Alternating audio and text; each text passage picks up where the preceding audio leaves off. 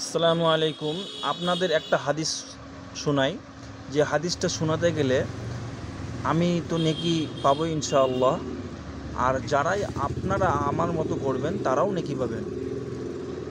সুতরাং বাল্লেগ বলে বলা হয়েছে হাদিসে, যে বাল্লেগ পৌঁছে দাও, মানুষের কাছে পৌঁছে দাও। তাই আমি আপনাদের কাছে পৌঁছে দিচ্ছি।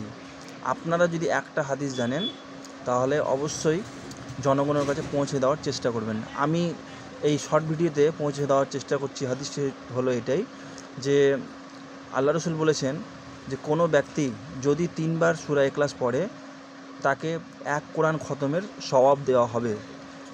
এই আমাদের আশা এবং আল্লাহর প্রতি ভরসা রেখে অবশ্যই প্রত্যেক দিন আমরা অন্তত বেশি না পারলে 3 বারও আমরা ইনশাআল্লাহ সূরা ইখলাস পড়ব, এবং আমরা 1 কোরআন খতমের নেকিও পাবো ইনশাআল্লাহ। সকলকে বলি, আপনারা বেশি বেশি করে ভিডিওটি শেয়ার করবেন। আসসালামু আলাইকুম ওয়া রাহমাতুল্লাহ।